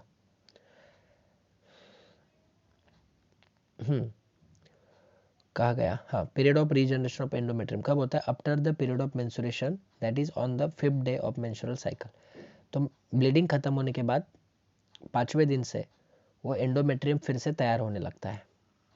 तो period of regeneration of endometrium कब है? After the period of menstruation, bleeding होने के बाद, दैट इज 5th डे के बाद से ये चालू हो जाता है। Next, which period is said to period of secretion of glands and in endometrium. तो एंडोमेट्रियम के अंदर ग्लैंड्स होते हैं और वो सिक्रेशन चालू करते हैं। ओके, तो ये कौन सा पीरियड है? तो देखो, period of secretion of glands in endometrium, it is the phase between ovulation and beginning of the next menses. देखो, ये लिखने की जरूरत नहीं है। It last for 14 days. ये जो पीरियड है सिक्रेशन का, ये जो कालावधि है, ये कितने दिनों का होता है? 14 डेज का होता है। और ये कब से चालू होता है? From 15 to 28 day of the cycle. तो जब ओव्यूलेशन होता है 14 डे में क्या होता है? अंडा बाहर आ जाता है। फिर उसके अगले दिन से एंडोमेट्रियम के अंदर सिक्रेशन चालू हो जाता है। और ये कब तक चलता है? 28 डेज तक चलता है। तो ये पीरियड फेज है किसके किसके बीच में? ओव्यूलेशन यानी कि अंडा बाहर आ गया, okay, and beginning of the next menses, और दूसरा मेंस्ट्रुएशन साइकिल चालू होने से पहले। देखो, काफी कॉम्प्लिकेटेड लग रहा होगा, तो बस इतना याद रखना, it last for 14 days, that is 14 days, that is 15 to 28 day of cycle. बस इतना याद करो। चलो आगे बढ़ते हैं।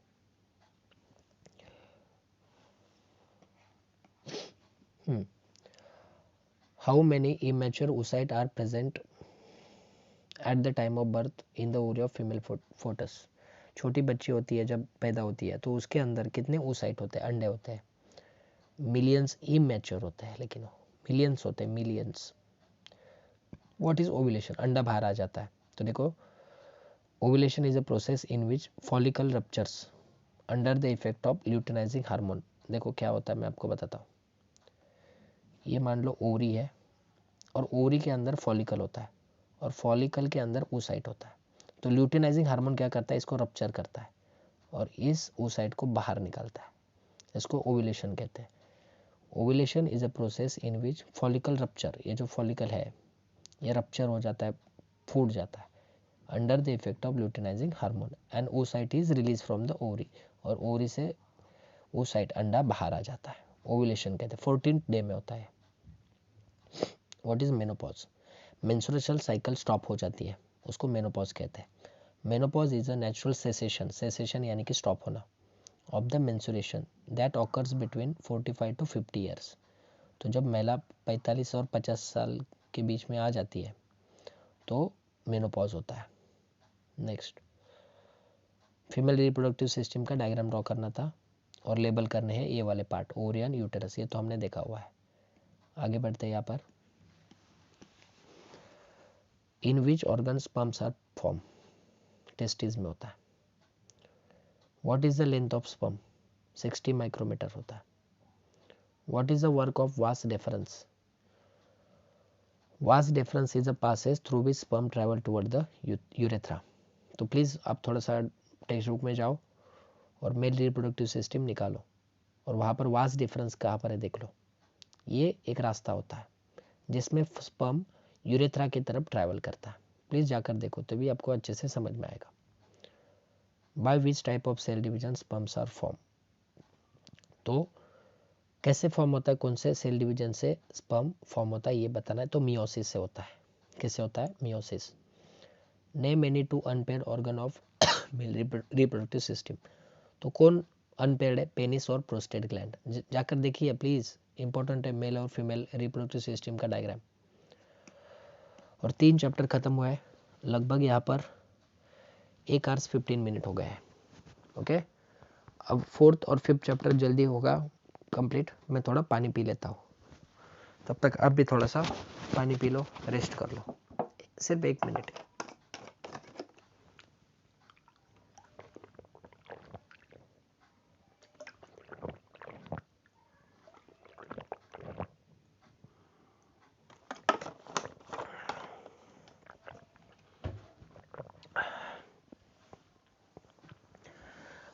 Next chapter, environmental management. इसके स्क्रीनशॉट लिए थे क्या ऑब्जेक्टिव्स के? 1 मिनट।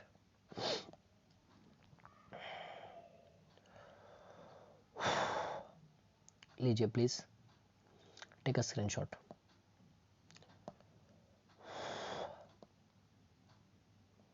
ओके, बाकी तो देख लिया हमने। इसको अच्छे से आपको प्रिपेयर करना है, सिर्फ वीडियो देखना नहीं है, बाद में इसको लर्न भी करना है, वरना आपको एग्जाम में कुछ याद नहीं आएगा। इसके स्क्रीनशॉट लेना प्लीज, ये जो ऑब्जेक्टिव वगैरह है ना इनके। चलो let's start.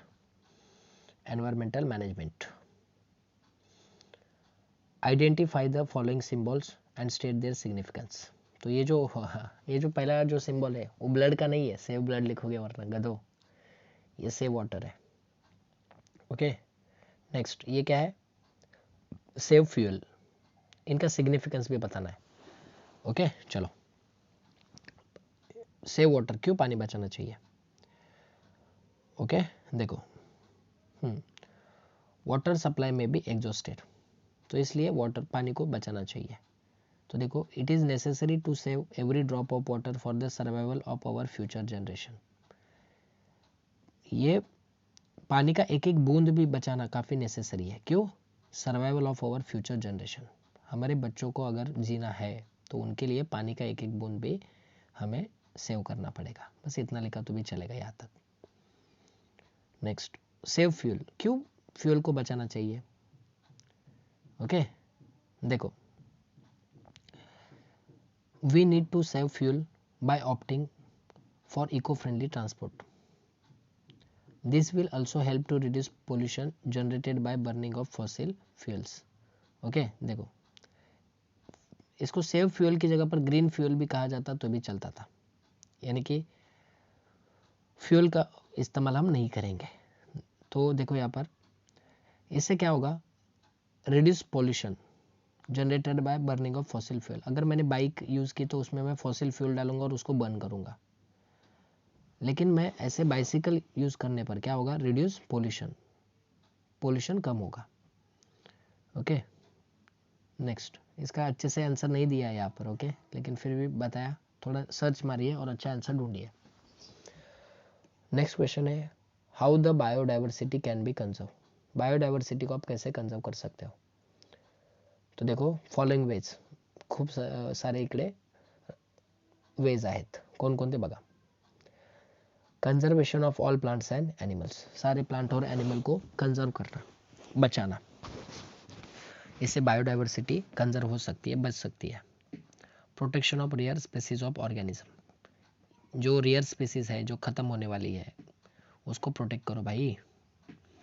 Projects for conservation of special species, जैसे कि सेव टाइगर, तो प्रोजेक्ट चालू किया ना हम लोगों ने। Establishment of national parks and sanctuaries, तैयार करो, नेशनल पार्क और सेंचुरीज तैयार करो, जैसे कि Karnala bird sanctuary. Next, declaration of some regions as bio reserves, कुछ जगह को बायो रिजर्व डिक्लेयर कर दो, तो इससे भी क्या होगा, बायोडाइवर्सिटी कंजर्व होगी, बचेगी। Maintenance of records of traditional knowledge, जो ट्रेडिशनल नॉलेज है जड़ी बूटियों का वगैरह, एनिमल्स का वगैरह, इनके रिकॉर्ड्स मेंटेन करो। Obey the rules that fall under the biodiversity act, biodiversity act के अंदर जो भी रूल्स आते हैं उनको ओबे करो, यानी कि फॉलो करो अच्छे से। ओबे मतलब पालन करना। ये सिंबल्स का मीनिंग, रोल, सब कुछ बताना है। तो ये सिंबल क्या बताता है, रिड्यूस, रीयूज, रिसाइकल। ये क्या बताता है, सेव वाटर। ये क्या बताता है, रिन्यूएबल सोलर एनर्जी नहीं तो रिन्यूएबल एनर्जी सोर्स। रोल क्या है,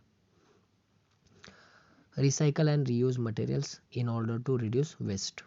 तो मटेरियल्स को रिसाइकल, रीयूज करो, जिससे क्या होगा, वेस्ट कम होगा। Do not waste water, check leakages and promote rain water harvesting. पानी को खराब, मतलब पानी को बर्बाद मत करो, चेक लीकेजेस, जहाँ पर लीकेज हुआ है उसको बंद कर दो, और रेन वाटर हार्वेस्टिंग, बारिश का पानी बचाना चालू कर दो। Switch to solar energy, okay solar energy use करो, न कि electrical energy. Use renewable source of energy to prevent depletion of non renewable energy sources. Non renewable यानी कि क्या, जैसे कोयला वगैरह, कोयला से बिजली बनाओगे आप लोग और वो क्या होगा, डिप्लेट होगा। तो इसके बजाय हमें renewable source of energy use करना है, जो कभी खत्म नहीं होगा। सन खत्म होगा क्या, नहीं। तो ये नेक्स्ट देखो इकोसिस्टम में बायोटिक कंपोनेंट्स होते हैं, बायोटिक यानी कि जिंदा, तो इनमें भी फिर से कैटेगराइज है ऑटोट्रॉपिक और हेट्रोट्रॉपिक। ऑटोट्रॉपिक यानी कि जो खुद का खाना खुद प्रोड्यूस करते हैं, प्रोड्यूसर कहा जाता है, ये प्लांट होता है एग्जाम्पल। हेट्रोट्रॉपिक यानी कि इसमें हम लोग भी आते हैं, जो सिर्फ कंज्यूम करते हैं, खुद का खाना खुद नहीं बनाते। तो कंज्यूमर्स में एनिमल्स आए, एनिमल्स में भी फिर से प्राइमरी कंज्यूमर होता है हिरन वगैरह, फिर सेकेंडरी कंज्यूमर होता है, ओके। फिर क्या होता है, टर्शरी कंज्यूमर होता है। मान लो यहाँ पर रैबिट, रैबिट को खाने वाला स्नेक, स्नेक को खाने वाला ईगल, ऐसे। हेट्रोट्रॉपिक में डिकम्पोजर्स भी होते हैं जो खुद का खाना खुद नहीं बनाते, fungi, bacteria and other microbes.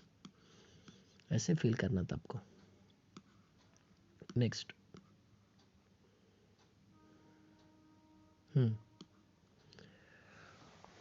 देखो यहाँ पर आपको कुछ ये दिए हैं, लेवल्स दिए हैं, प्रिवेंशन, कंट्रोल, प्रोडक्शन, अवेयरनेस। तो इनके बारे में आपको लिखना है, ओके। चलो अब क्या क्या करोगे वो देखो। यहाँ पर प्रिवेंशन के बारे में क्या लिखा है, I will try to prevent possible harms to the environment. तो जो हार्म्स नहीं जो हार्म्स होंगे उसको मैं प्रिवेंट करूँगा। I will not use plastics to prevent pollution cause by it.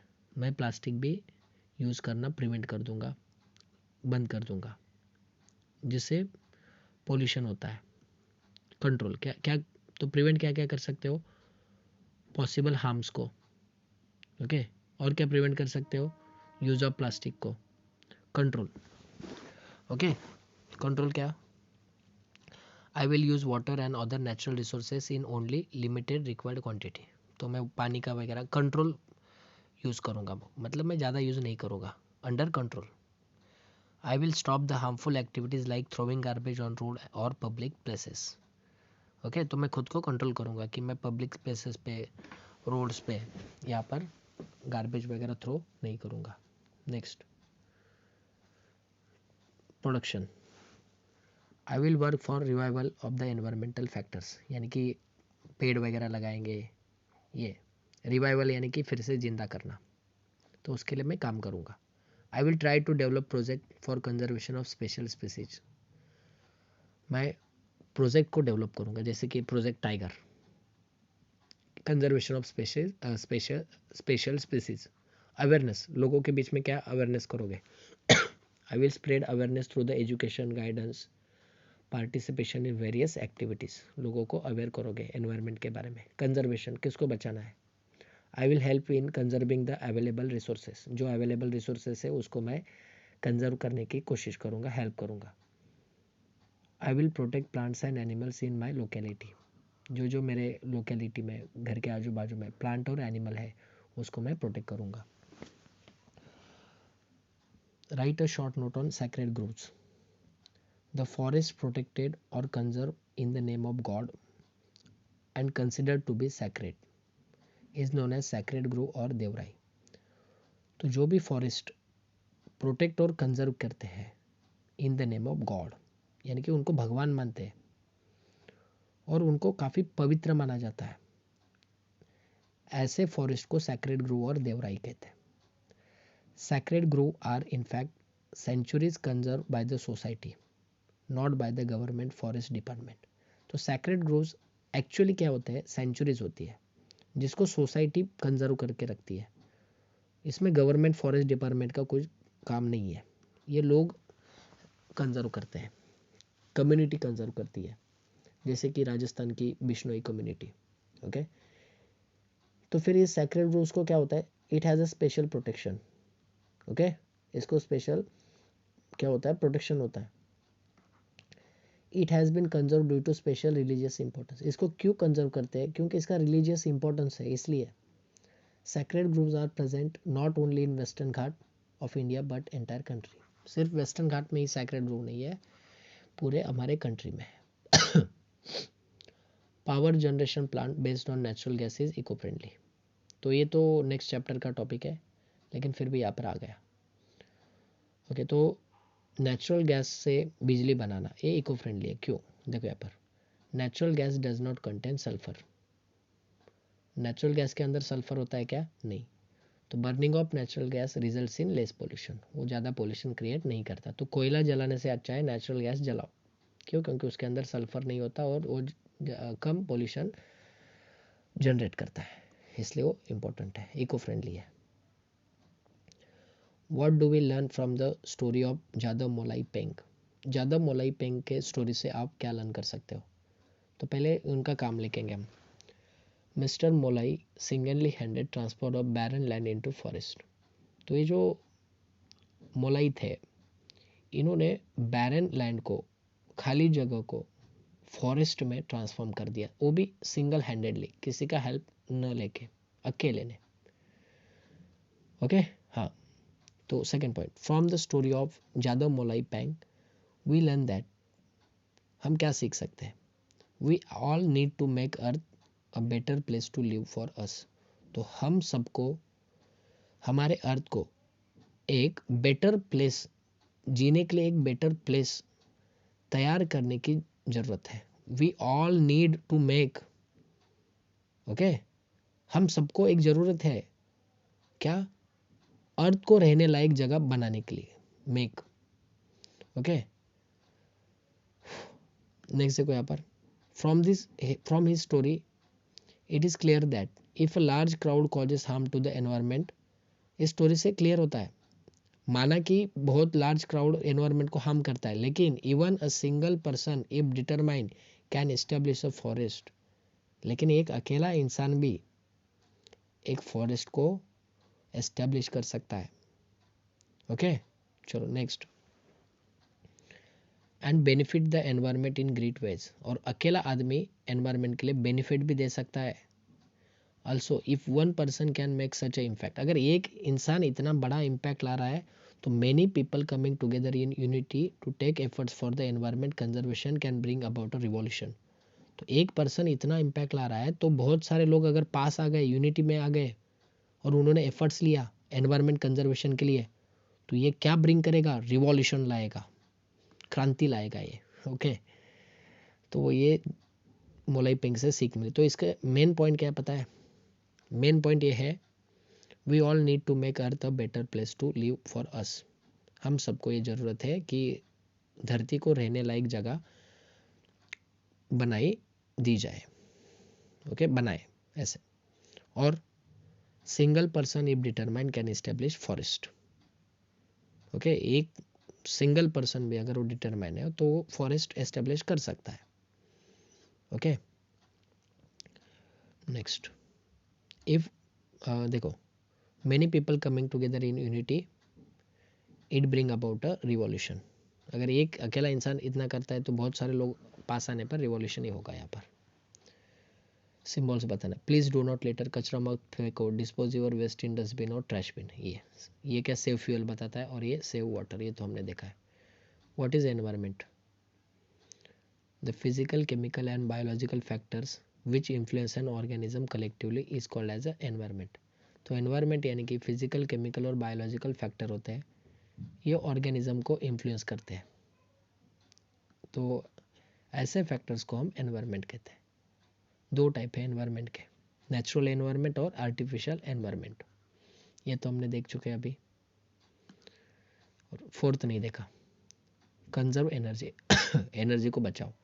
Save electricity and switch to eco friendly sources of energy. बिजली बचाओ और इको फ्रेंडली सोर्सेस को की तरफ स्विच हो जाओ, यानी कि बिजली की जगह आप सोलर एनर्जी का इस्तेमाल करो ऐसे। ओके कितना है? बहुत अभी बाकी है अभी ये chapter. Wait, write a note on environmental conservation. Environment को कैसे बचाओगे? तो देखो यहाँ पर एनवायरमेंट कंजर्वेशन के बारे में नोट लिखना है आपको। Environmental conservation is a protection, preservation, management और restoration of the natural environment. तो एनवायरमेंटल कंजर्वेशन यानी कि क्या क्या है? प्रोटेक्ट करना, प्रिजर्व करना, बचा के रखना, मैनेज करना और रिस्टोर करना। किसको? नेचुरल एनवायरमेंट को। तो इन सारे चीज़ों को, इन सारे एक्शंस को हम एनवायरमेंटल कंजर्वेशन कहते हैं। ये क्यों ज़रूरी है?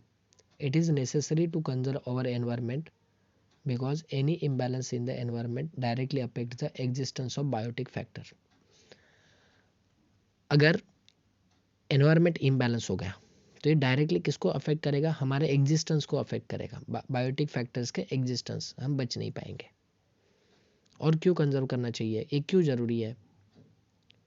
The environment fulfils our basic need of food, clothing and shelter. क्योंकि एनवायरमेंट फुलफिल करता है हमारे बेसिक नीड को, खाने को, क्लोथिंग, शेल्टर, ये सब प्रोवाइड करता है। ओके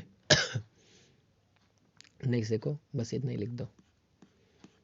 नेक्स्ट इसमें क्या है,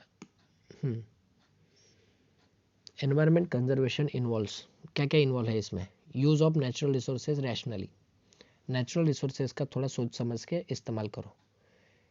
इन order to avoid excessive degradation of environment, जिससे क्या नहीं होगा, एग्जेसिव डिग्रेडेशन एनवायरमेंट का नहीं होगा।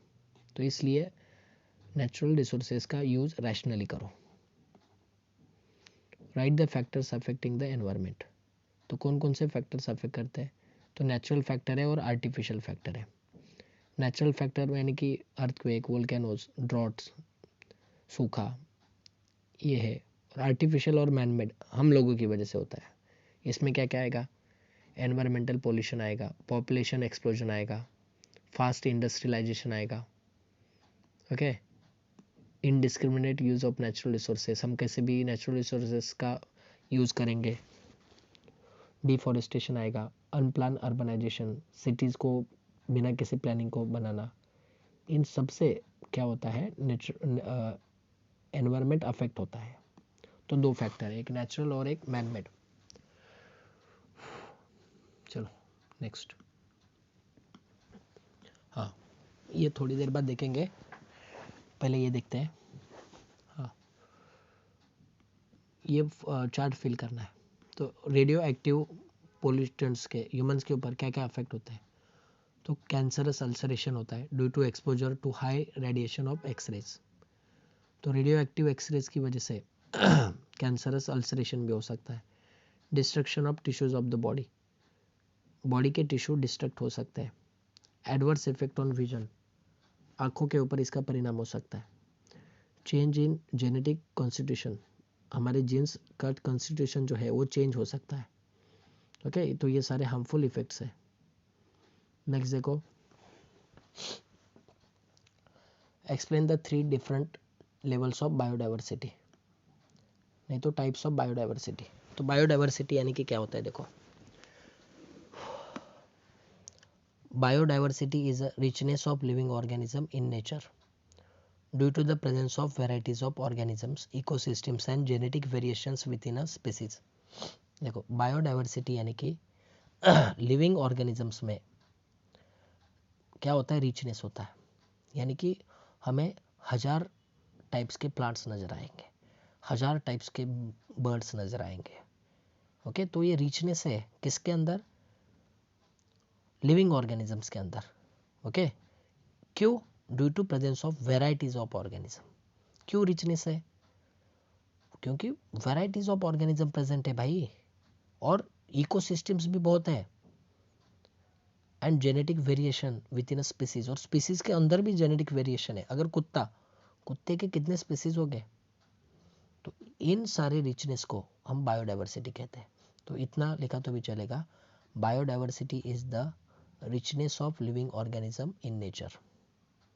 ओके तो इतना लिखा है, तो आगे ये क्यों रिचनेस है तो लिख सकते हो ना, due to presence of varieties of organism, बहुत सारी वेराइटीज है, इकोसिस्टम भी है, रहने की जगह भी बहुत अलग अलग है, और genetic variation with in a species. तो इतना लिखा तो भी चलेगा, richness of living organism in nature. और ये 3 लेवल्स पर होती है, इसके 3 टाइप है, genetic diversity, species diversity, ecosystem diversity. Diversity यानी कि डिफरेंट। जेनेटिक डाइवर्सिटी के बारे में क्या लिख रहा है, देखो it refers to the occurrence of diversity among organism of the same species. Okay for example each human being is different from other. तो जेनेटिक डाइवर्सिटी क्या बताती है कि हम ह्यूमन बींग्स सेम है क्या सारे? नहीं, सारे लोग अलग अलग है। क्यों? क्योंकि जीन हमारा अलग अलग है, उसको जेनेटिक डाइवर्सिटी कहते हैं। तो देखो, it refers to the occurrence of diversity among organism of the same species. हम सब सेम स्पीसीज है, ह्यूमन, होमोसैपियंस, लेकिन सारे ऑर्गेनिजम्स के बीच में क्या है? डाइवर्सिटी है। ओके, तो each human being is a different from other. Next देखो, species diversity, variety of plants, animals and microbes. देखो, प्लांट्स की कितने सारे वेराइटी है, एनिमल्स की कितनी वेराइटी है, माइक्रोब्स की कितनी वेराइटी है। तो it refers to the innumerable species of organism that occur in nature. Innumerable यानी कि गिन नहीं सकते हम। इकोसिस्टम डाइवर्सिटी, ओके, रहने की जगह। तो देखो, it refers to the variation in ecosystem present in nature, यानी कि रहने की कितनी सारी जगह, वेराइटी है यहाँ पर, इसको इकोसिस्टम डाइवर्सिटी कहते हैं। ओके, नेक्स्ट, बस इतना लिखा तो भी चलेगा, बस इतने सारे पॉइंट। तो जेनेटिक डाइवर्सिटी का एग्जांपल याद रखो, हम ह्यूमन बींग्स एक दूसरे से काफ़ी अलग है। Species, variety of plants, animals, microbes है। इकोसिस्टम डाइवर्सिटी यानी कि इकोसिस्टम के अंदर भी क्या है? काफ़ी सारा वेरिएशन है। ये तो हमने अभी देख चुके हैं हम लोग। क्लासिफिकेशन ऑफ थ्रेटन स्पीसीज, देखो, एंडेंजर्ड स्पीसीज है, इनके एग्जांपल याद करो, टेक्स्ट बुक में जाओ और एग्जांपल लर्न करो। एंडेंजर्ड स्पीसीज है, रेयर स्पीसीज है, वल्नरेबल स्पीसीज है, और इनडिटर्मिनेट स्पीसीज है। इनडिटर्मिनेट हमें, यानी कि हमें पता ही नहीं है उनकी पॉपुलेशन कितनी है। क्यों? इनका हैबिट होता है शाय, ये हमें देखते ही भाग जाते हैं, तो हम इसको काउंट ही नहीं कर पाए। वल्नरेबल यानी कि अभी ख़त्म होने वाले हैं, हो सकते हैं। रेयर यानी कि काफ़ी रेयर पाए जाते हैं। एंडेंजर्ड यानी कि अभी ये धोखे में है, इसको बचाया नहीं तो ये ख़त्म होंगे। नेक्स्ट, रेड लिस्ट, इसके अंदर कौन कौन से पेजेस होते हैं? तो पिंक पेज होता है, पिंक कलर का, और ग्रीन कलर का होता है। अब क्या बाकी है? एक क्वेश्चन बाकी है। Humans have crucial role in maintaining the environmental balance. Environment को बैलेंस करना है, तो कौन क्रूशियल रोल प्ले करता है? ह्यूमंस। क्यों? देखो यहाँ पर, human survival is closely link with the environment. हम लोगों का जीना ये क्लोजली लिंक है एनवायरमेंट के साथ। ओके, तो एनवायरमेंट बैलेंस करने के लिए हम लोग क्रूशियल रोल प्ले करते हैं। क्यों? ये बताना हमें, तो ये लिखने की जरूरत नहीं है। देखो, हाँ, humans are capable of conserving and improving the quality of nature. हम लोग ही कैपेबल है, नेचर को कंजर्व करेंगे और उसकी क्वालिटी इम्प्रूव करेंगे, तो हम लोग ही कैपेबल है। और हम लोग can play a major role in maintaining the environmental balance, और हम लोग ही एक मेजर रोल प्ले कर सकते हैं for the maintaining of the environmental balance. Okay, next देखो, तो सारा दारोमदार हम लोगों के ऊपर है। Next, the environment influences the life of human beings and also human beings modify their environment. तो हम लोग, एनवायरमेंट क्या करता है? हमारी लाइफ को इन्फ्लुएंस करता है, और इसके साथ साथ हम लोग भी उसको क्या करते हैं? मॉडिफाई करते हैं। As humans are the apex predators in food chain, और हम क्या है? अपेक्स प्रेडिटर है फूड चेन में हम सबसे ऊपर है, हमको कोई खा नहीं सकता। ओके, तो एनवायरमेंट को मेंटेन करने का दारोमदार रोल कौन अदा करता है? ह्यूमंस। तो इसके पॉइंट आप क्या लिख सकते हैं? देखो, फर्स्ट पॉइंट ये लिख सकते हो, क्या लिख सकते हो? Humans are apex predators in food chain. Okay, हम लोग क्या होते हैं? अपेक्स प्रेडिटर है फूड चेन के अंदर। ओके, हाँ, hence we have crucial role in maintaining environment balance. दूसरा पॉइंट क्या लिख सकते हैं? देखो, human life is integral part of nature and human survival is closely link with the environment. Okay, hence human play crucial role in maintaining the environmental balance, क्योंकि हम closely link है environment के साथ। थर्ड पॉइंट क्या लिख सकते हो? देखो, human can play a major role in maintaining the, एक मिनट, humans are capable of conserving and improving the quality of nature. तो हम ही कैपेबल है कंजर्व और इम्प्रूव करने के लिए नेचर को। Hence human play a crucial role in maintaining the environmental balance. देखो अपने मन से लिखा तो भी चलेगा। थोड़ा सा काफ़ी लेंदी चैप्टर था, ये भी हमने ख़त्म किया। अब टुवर्ड्स ग्रीन एनर्जी, क्या देखेंगे? Towards green energy. ओके, थोड़ा सा ब्रेक लेता हूँ मैं, वेट।